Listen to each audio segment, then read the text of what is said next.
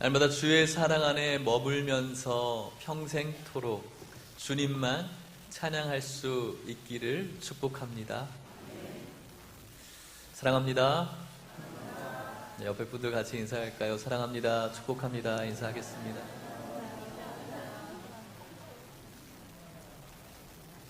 2층에 계신 분들도 사랑하고 축복합니다. 네. 네, 옆에 좀 멀리 좀 보시겠어요? 굉장히 많은 분들이, 새로 오신 분들이 많이 있는 것 같아요. 어떤 분들이 오셨는지 눈에 좀 익히시면 좋을 것 같은데요. 멀리 보시고 잘 오셨습니다 라고 인사해 보시겠습니다. 시작. 잘 오셨습니다. 잘 오셨습니다. 네, 주님께서 여러분들을 이곳으로 인도하시고 여러분들의 그 존재 자체만으로 우리 주님께서 기뻐하시는 줄 믿습니다. 오늘 이 예배 가운데서도 사람을 기대하는 것이 아니라 우리 모임 가운데 임재하시는 우리 하나님을 기대하면서 그분의 귀하신 말씀 속에 위로와 능력을 얻을 수 있기를 축복합니다. 오늘날 많은 사람들이 살아가면서 사람들에게 우상된 것이 있다면 저는 단연코 돈이라고 생각을 합니다. 그 돈, 어떤 가치, 값어치, 사람을 향해서도 값어치를 매기고 물건을 향해서도 가치를 매깁니다. 그 가치를 붙들기 위해서 많은 사람들이 살아가는 것이죠. 여러분이 생각하는 것 중에서 가장 가치 있는 물건이 어떤 것들이 있을까요? 많은 사람들은 보석이라고 이야기를 하기도 합니다. 또 어떤 사람들은 요즘 이런 말이 있는데 아시는지 모르겠어요. 조물주 위에 뭐가 있다고 그러죠? 건물주가 있다고 하죠. 그래서 건물 있는 사람이 뭐 최고의 가치를 가지고 있다라고 생각을 하기도 하고요. 또 어떤 사람은 땅이다, 그래도 땅이다 라고 이야기를 합니다.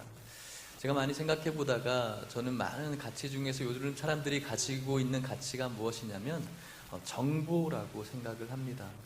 옛날부터 많은 것이 힘이다 라는 말이 있어 왔듯이 요즘은 더욱 그런 것 같습니다. 급박하게 돌아가는 이 세상 속에서 조금이라도 새로운 지식, 새로운 정보를 누가 먼저 갖느냐에 따라서 권력과 힘을 가질 수가 있는 것이죠. 세상의 사람들은 그 권력이라는 것과 돈이라는 가치를 잡기 위해서 정보를 가지려고 합니다. 그런데 여러분, 이런 정보를 가지려고 하는 사람들에게 있어서 불과 몇 달 전에 있는 그 정보가 큰 가치가 있을까요? 없을까요? 없겠죠. 불과 몇 시간 전에 있는 그 정보 역시도 그들에게 있어서는 캐캐 묵은 정보가 되는 것이고 어리석은 정보가 되어지는 것입니다. 그런 그들과 함께 우리는 살아가고 있습니다. 그들이 가지고 있는 그 정보를 가지고 그 정보의 가치를 추구하면서 오늘도 우리는 살아가고 있다는 것이죠. 그런데 여러분, 우리 역시도 세상 사람들이 가지고 있지 않은 또 기가 막힌 정보가 있습니다. 어떤 정보입니까? 복음이라는 정보를 가지고 있어요. 그 정보의 내용은 바로 십자가의 도이고요. 그 정보의 주인공은 예수 그리스도이신 것이죠.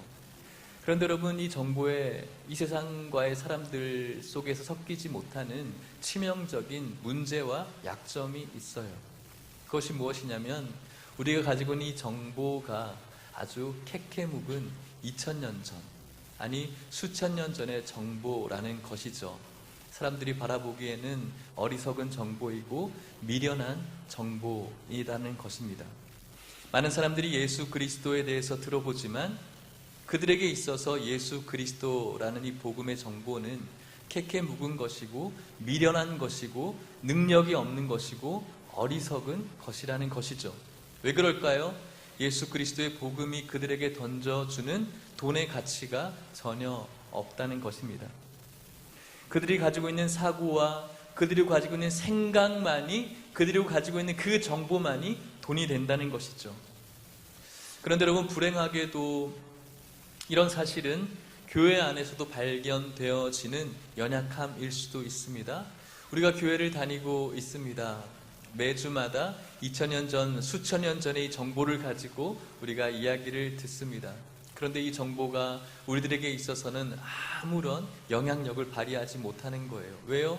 캐캐 묵은 정보이기 때문에 오늘날 내 삶 가운데 아무런 영향력을 미치지 못한다라는 우리 안에 불신이 있을 수가 있다는 것이죠. 아무리 하나님을 믿고 있고 하나님을 향한 지혜가 있다고 할지라도 그런 정보가 우리 마음 가운데 복음이라는 정보가 온전히 새겨져 있지 못하면 그 교회는 주님이 원하시는 공동체로서의 모습을 간직할 수가 없다는 거예요. 마치 고린도 교회처럼 말이죠. 고린도 교회는 하나님께서 세우신 교회입니다. 그리스도를 믿고 있는 지혜 있는 자들입니다. 그런데 그들이 어떤 상태입니까? 지금 이 본문의 말씀에 보면은 이 1장의 상태는 고린도 교회가 분열되어져 있는 상태예요. 성경이 무엇이라고 이야기합니까? 고린도전서 1장 12절 자막 보시고 같이 읽어볼까요? 시작. 내가 이것을 말하거니와 너희가 각각 이르되 나는 바울에게, 나는 아볼로에게, 나는 게바에게, 나는 그리스도에게 속한 자라 한다는 것이니. 아멘. 하나님의 지혜가 있다라고 하는 그 성도들의 모임이 그들이 가지고 있는 많은 어떤 타당성을 가지고 이 사람에 속하는 것이 좋다, 옳다라고 이야기합니다. 사람들에게 설득력이 있는 것 같아요. 그래서 그 무리들로 당파를 이루었죠. 그런데 여러분, 그렇게 지혜 있는 자들이었지만 아이러니하게도 그들의 지혜가 가지고 온 교회의 결과는 분열이었다는 거예요. 그들이 가지고 있는 지혜와 총명이 교회를 분열시켰습니다. 교회를 병들게 했습니다. 성도들 간에 불화를 가져다 주었다는 것이죠. 왜 이런 일이 벌어졌을까요? 지혜 있는 자들인데 왜 그럴까요? 우리 안에 가지고 있는 죄인이라는 부패한 속성이 아무리 우리들이 지혜를 가지고 무엇을 하려고 하지만 우리들이 가지고 있는 지혜와 우리들이 가지고 있는 정보로는 이 교회 공동체를 아름답게 세워갈 수가 없다는 것이죠. 죄인된 자들의 모임에 그 지혜 가운데 어떤 선한 것들이 날 수가 있습니까? 그렇기 때문에 우리는 잠시라도 예수 그리스도를 잃어버리고 예수 그리스도께서 걷기를 원하시는 그 십자가의 길에서 조금만 이탈되어진다면 우리는 분열되어질 수밖에 없고 우리 안에 가지고 있는 그 지혜가 우리를 어려움으로 끌고 갈 수밖에 없다는 것입니다. 오늘 한국교회가 가지고 있는 크고 작은 문제들이 있습니다. 매스컴에서 나오는 많은 어려움들이 있습니다. 왜 한국교회가 많은 교회들이 이런 어려움을 가지고 살아갈까라고 생각을 해봅니다. 많은 지혜 있는 자들이 있고 영향력 있는 자들이 있습니다. 권세를 가지고 있는 자들이 있지만 교회가 교회다워지지 못하는 그런 모습들을 발견하게 됩니다. 우리가 다니고 있는 우리의 교회도 연약한 모임들이 또 모습들이 있을 수가 있죠. 누가 잘했다, 우리 교회는 괜찮다 이런 말씀을 드리려고 하는 것이 아니죠. 왜 이런 모습이 있게 될까? 복음이라는 그 아름답고 가치 있는 정보가 우리들에게 있음에도 불구하고 교회가 이렇게 어려워지고 병들어가는 것. 그 중에 하나는 강단에서 설교하는 저 같은 설교자들의 연약함이라고 생각을 합니다. 말의 지혜로 카리스마로 설교를 합니다. 통찰력 있는 설교죠. 사람들 마음을 그리고 머리를 시원하게 해도 저런 말씀이 있었어? 정말 새롭고 놀라운 도전을 주기도 합니다. 때로는 재미있고 때로는 성도님들의 눈물샘을 자극하는 또 감동적인 설교도 있습니다. 듣는 회중들의 반응이 무엇입니까? 여러분들의 반응이 무엇이죠? 재미와 또 여러분들의 사고의 틀을 깨워준 설교자에게 환호할 수가 있겠죠. 그런데 여러분, 이것까지는 봐줄 수 있을 것 같습니다. 우리들의 예배가 누구에게 초점을 맞춰야 되는 걸까요? 예배를 마치고 난 다음에 자리를 떠나게 되었을 때 우리들이 머무르는 그 시선은 어디에 있어야 되겠습니까? 예배의 주인 되시고 중심 되어 주시는 그 예수 그리스도께 우리의 시선이 머물러야 되지만 카리스마와 또 통찰력 있는 설교와 재미와 감동을 준 설교자에게 우리의 초점이 가는 것이 문제라는 것이죠. 복음에 있지 않고 어떤 재미있고 또 뭔가 반응되어지고 흥분되어지는 그 예화와 설교 속에서 우리들이 헤어나지 못한다는 것이죠. 주님의 십자가에 그리고 예수 그리스도에 우리의 시선이 머물지 않고 은혜로 무언가 그 모든 것들이 재미가 은혜이고 눈물이 은혜이고 다른 어떤 처세적인 것들이 은혜라고 생각하는 우리들의 모습이 계속 반복되어질 때 교회 안에서의 문제는 끊임없이 생길 수밖에 없다는 것이죠. 사람의 지혜로 충만한 상태이기 때문에 그렇습니다. 물론 설교자들의 잘못이지만 또 오늘 말씀, 이런 오늘날의 말씀에 대한 성도님들의 요구들도 분명히 있습니다. 재미있는 설교를 부탁합니다. 좀 논리적인 설교를 부탁합니다. 또 마음에 감동적인 설교를 부탁합니다. 이 세상에서 무언가 잘 살아갈 수 있는 정보를 달라는 성도님들의 요구도 분명히 있죠. 나를 위로해 주십시오. 내가 알고 있는 거 그거 이제 말고 새로운 것들 좀 이야기해 달라는 성도님들의 요구도 분명히 있겠죠. 예수 그리스도와 십자가에 대해서 집중하며 설교하는 설교자들에게 대한 성도들의 반응이 이렇다는 것입니다. 이제 다른 것 좀 이야기해 주세요. 다 알겠으니까 이제 다른 것 좀 이야기해 달라는 것이죠. 어느 교회에서 이런 말을 들었습니다. 당회에서 어떤 장로님이 그 담임 목사님에게 유명한 목사님의 설교 CD를 던져주면서 이렇게 좀 설교해 달라고 이야기를 한다는 것이죠. 얼마나 비참한 일입니까? 사랑하는 성도 여러분, 하나님의 말씀을 증거하는 자는 다른 것들로 사람들에게 감동을 증거하는 자가 아니라는 사실을 기억할 수 있기를 원합니다. 하나님의 말씀을 증거하는 자는 오직 십자가를 증거하고 예수 그리스도를 전하기 위해서 세움받았다는 사실을 믿으시고 그것 때문에 하나님께 부르심을 받았다는 사실을 기억하시고 예수 그리스도께 집중할 수 있는 우리 모든 성도님들이 될 수 있기를 축복합니다. 오늘 우리가 읽은 성경이 이야기를 하죠. 십자가의 도는 멸망하는 자들에게 미련한 것이라고 말씀하고 있습니다. 여러분들에게 이 말씀을 근거해서 부탁을 드리고 싶습니다.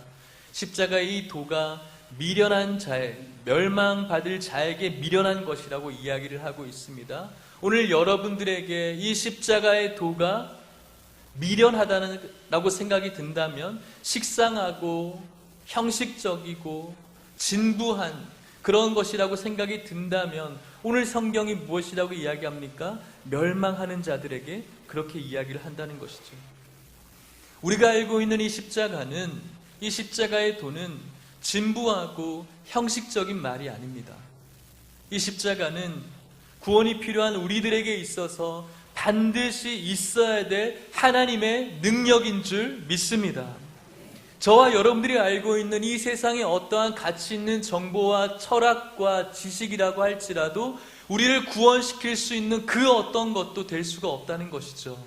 오직 십자가의 도만이 우리를 구원시킬 수 있는 능력이 있다는 사실을 믿으십시오. 인간과 세상의 지혜로 이해할 수 없는 하나님의 지혜이지만 이 하나님의 지혜인 십자가만이 우리를 영원한 생명으로 인도해 줄 수 있다는 사실을 믿을 수 있기를 축복합니다. 십자가는 구원을 얻기 위해 인간의 지혜를 동원할 필요가 없는 하나님만이 가질 수 있는 지혜라는 사실을 성경이 이야기를 하고 있습니다. 이 구원을 위해서 저와 여러분들이 무언가의 힘을 빌릴 필요가 있습니까? 빌릴 필요가 없어요. 저와 여러분들의 어떠한 노력도 필요하지 않아요.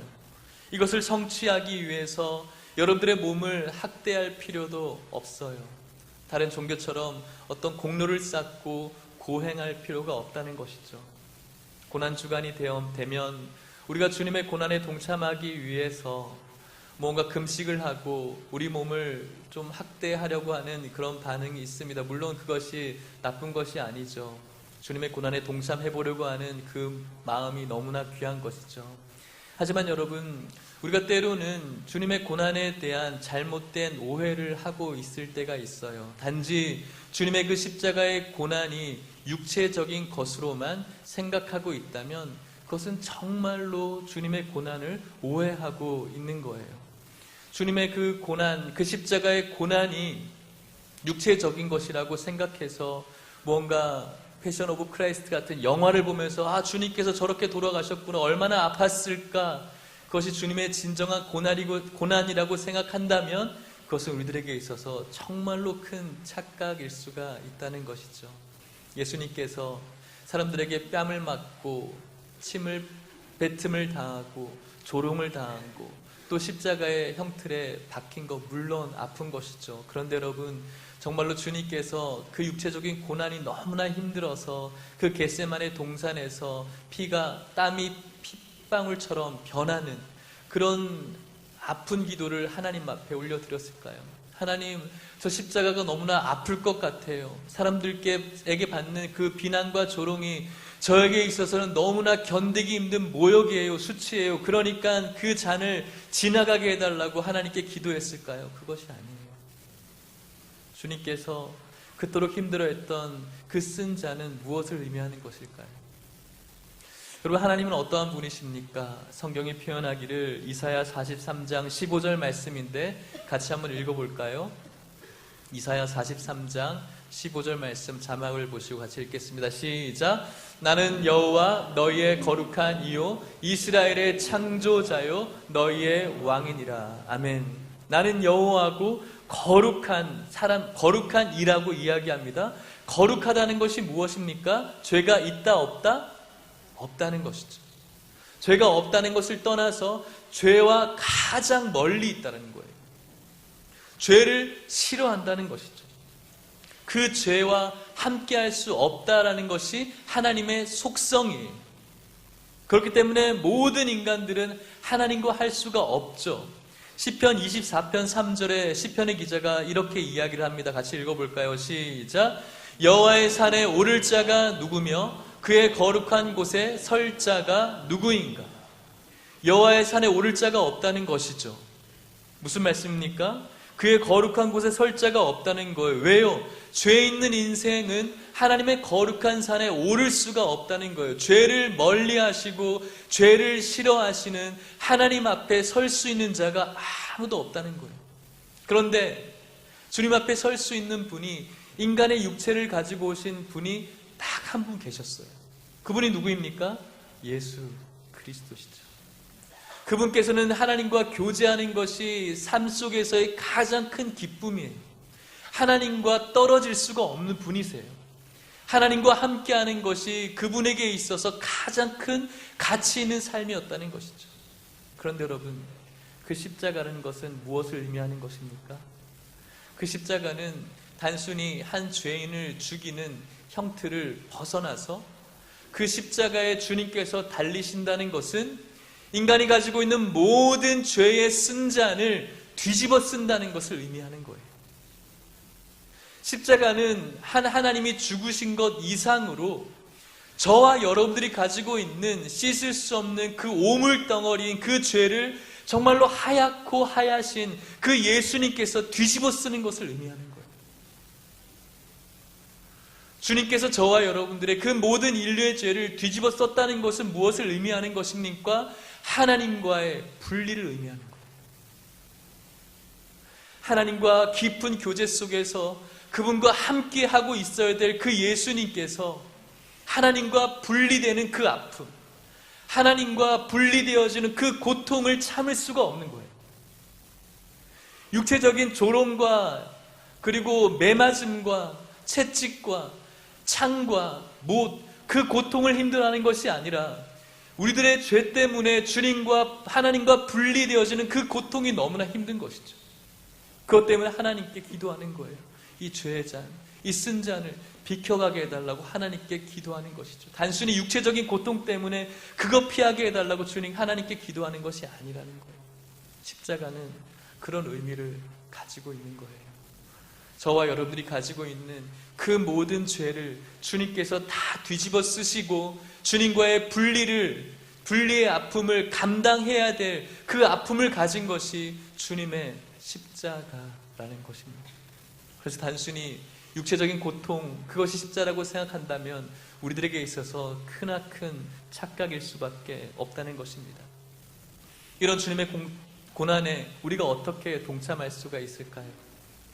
우리들의 육체를 학대하고 무언가 공로를 쌓아보려고 하는 그 모습 속에서 이 고난에 동참할 수가 있을까요? 아니요.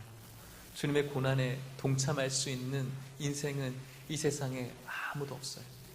우리가 단순히 할 수 있다면 오늘도 주님의 십자가를 붙들고 우리의 죄를 회개하며 나를 부인하고 주님의 십자가를 지고 주님의 길을 걸어가는 것, 이것이 바로 우리가 할 수 있는 최선이고 할 수 있는 전부일 수밖에 없다는 것이죠.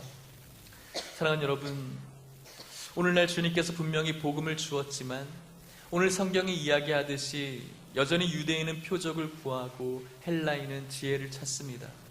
이 기가 막히고 가치 있는 복음이라는 정보를 주님께서 십자가에 도라는 내용으로 우리들에게 주셨지만 여전히 우리들은 표적을 구하고 지혜를 구하고 다른 정보를 구하고 있다는 것이죠. 그런 유대인에게는 이 십자가는 거리끼는 것이 될 수밖에 없고 헬라인에게는 미련한 것이 될 수밖에 없다는 것이죠. 십자가는 그런 사람들에게 미련하고 거리끼는 것이지만 분명히 이 십자가는 하나님의 능력이라고 말씀하고 있습니다. 누구에게 이 놀라운 십자가가 능력이 된다라고 성경이 이야기하고 있을까요? 고린도전서 1장 24절 말씀을 자막을 보며 같이 읽어보도록 하겠습니다. 시작.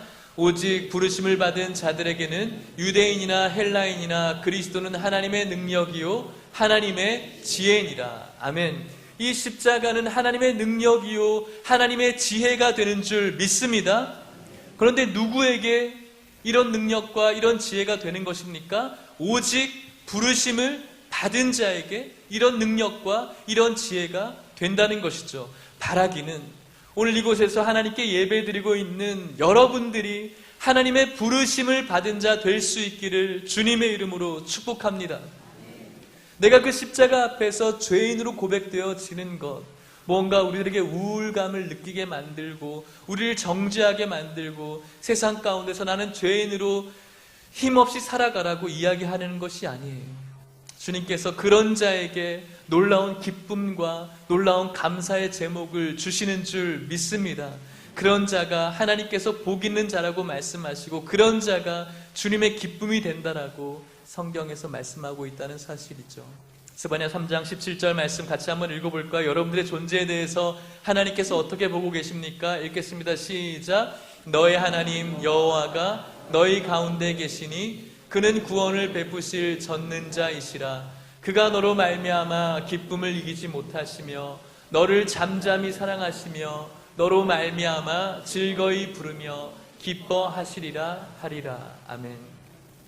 우리 하나님께서 십자가 앞에서 나를 죄를 내려놓고 회개하며 그 외롭고 어쩌면 고통스럽고 어쩌면 미련해 보이는 그 십자가의 길을 걷고 있는 자와 함께 하시며 그를 기뻐하시고 그 존재 자체만으로 주님께서 행복해 하시고 존귀하다라고 말씀해 주시는 줄 믿습니다.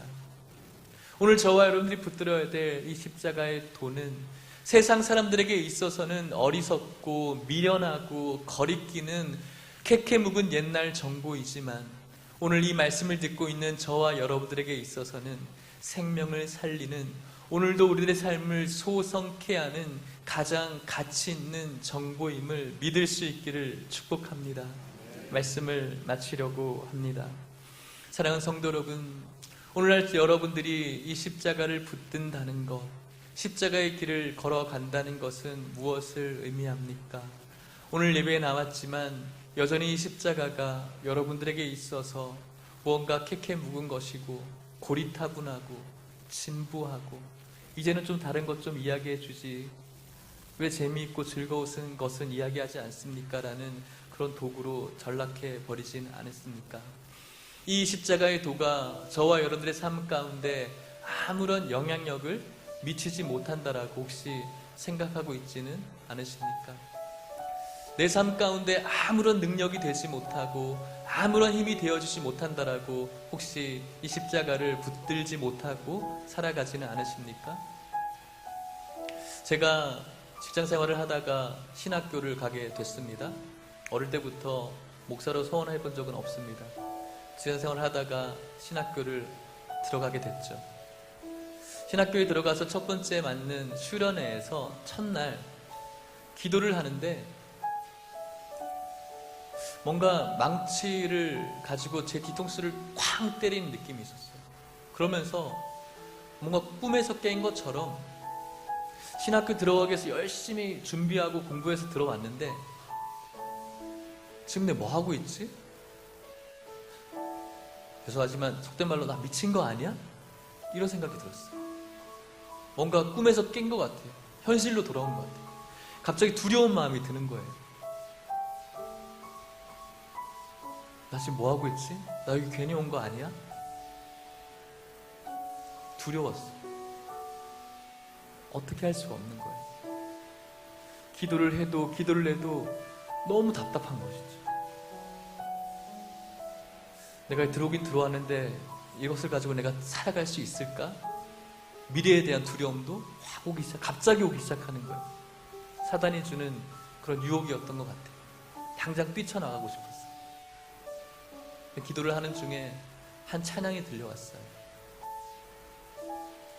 하나님의 사랑이 영원히 함께하리 십자가의 길을 걷는 자에게.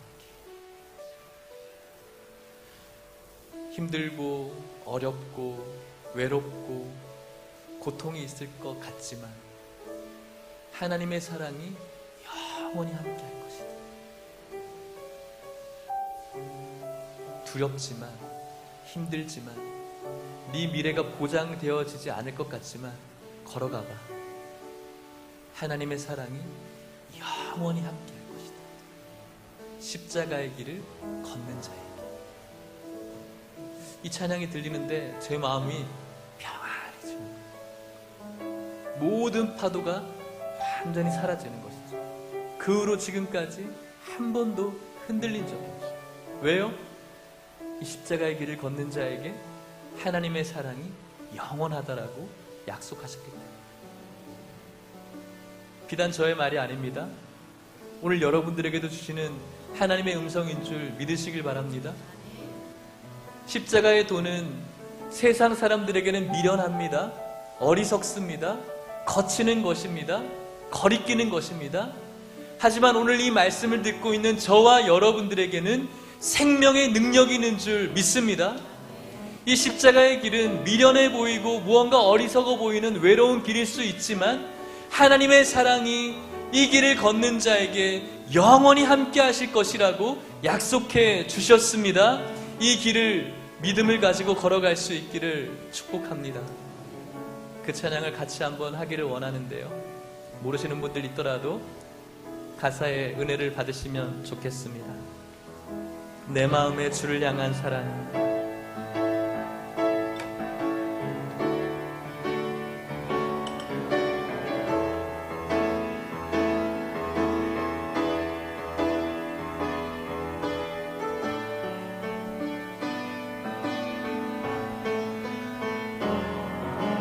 내 마음에 주를 향한 사랑이 나의 말에 주가 주신 진리로 나의 눈에 주의 눈물 채워주소서. 내 입술에 찬양의 향기가 내 입술에 찬양의 향기가 두 손에는 주를 닮은 섬기니 나의 삶의 주의 은정 남게 하소서. 주님의 음성을 들으십시오. 하나님의 사랑이 영원히 함께하리. 하나님의 사랑이 영원히 함께하리. 십자가의 길을 걷는 자에게 순교자의 삶을 사는 이에게 조롱하는 소리와 세상 유혹 속에도 주의 순결한 신부가 되리라. 내 생명. 우리 다시 한번 주님의 음성을 들으시면서 고백합시다. 하나님의 사랑이 영원히 함께하리. 하나님의 사랑이 영원히 함께하리. 십자가의 길을 걷는 자에게 순교자의 순교자의 삶을 사는 이에게 그 길에 조롱이 있다고 할지라도 조롱하는 소리와 세상 유혹 속에도 주의 순결한 신부가 되리라. 내 생명. 우리 마지막으로 고백합시다. 하나님의 사랑이 영원히 함께할 것입니다. 십자가의 길을 걷는 자에게 하나님의 사랑이 영원히 함께하리. 십자가의 길을 걷는 자에게 순교자의 삶을 사는 이에게 미련하다고 할지라도 어리석다고 할지라도 조롱하는 소리와 세상 유혹 속에도 주의 순결한 신부가 되리라. 내 생명 주님께 드리리. 우리 같이 한번 기도하도록 하겠습니다.